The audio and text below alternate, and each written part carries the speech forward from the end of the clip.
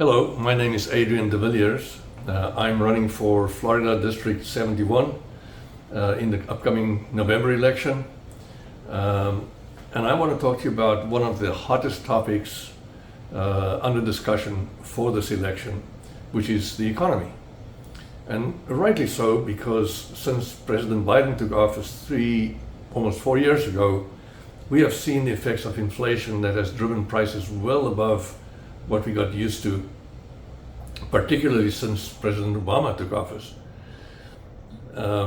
It is difficult for voters to decide which party will serve them best after November, given all the information, disinformation, incorrect information, and outright lies that are out there. So I decided to produce a series of videos that simplify the major economic concepts that most people talk about or hear about today. And the source of my information is easy to verify, easy to find, and is only from reputable sources such as, for example, the Bureau of Labor Statistics, Department of Commerce, places like that. The economy is slow to move. Many people think that the president is in control of it. One can almost visualize a president who once a day, say, goes and sits at the console to make adjustments up and down or turn knobs to make the economy do something.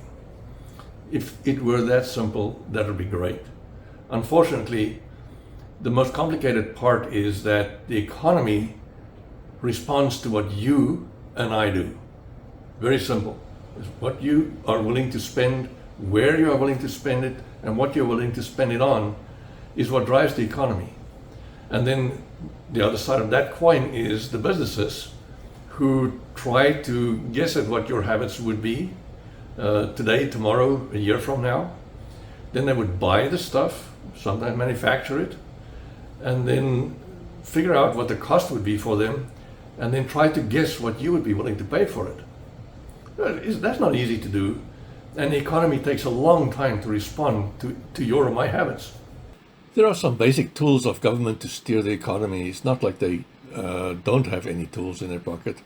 But all of these tools are meant to influence you and me and businesses to change our spending habits. So there's no direct other way that they can do it except through emergency measures. So normally it is they can raise or lower the interest rates. They can devalue or increase the value of a dollar. They can bail out companies that are failing, that are critical to our economy. They can make subsidies or tax the public and give revenue to an industry. Or they can impose tariffs by adding taxes to foreign products.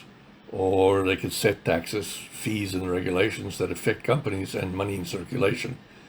Of those, typically what they prefer to do in America is to use interest rates to affect our spending habits.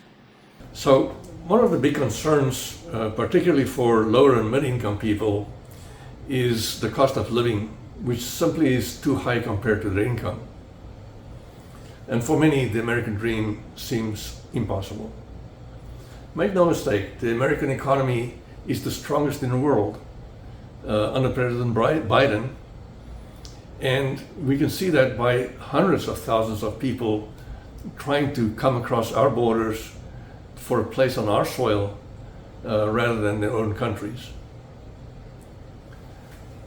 That's true, but it doesn't help an American sitting with economic difficulties not of their own making, trying to make ends meet. For this November election, it is imperative that everyone realize that we are facing a binary choice. So that is another way to say that is an either-or choice. Yes, we have third-party candidates, we have Mickey Mouse and the usual clowns running, but if you use your vote on any of those other people or whatever, you would be basically helping one of the major parties.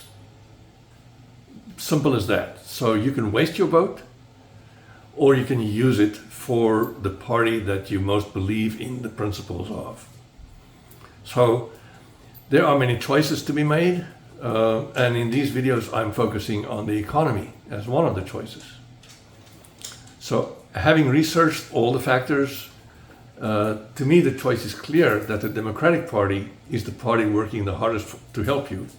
They've proven it in time, they've proven it in recent history, including under the Biden administration, and I hope to demonstrate that to you using the clear, verifiable, trusted data by reputable sources. No echo chambers. So then you can decide what would work best for you, for our state, and for our country.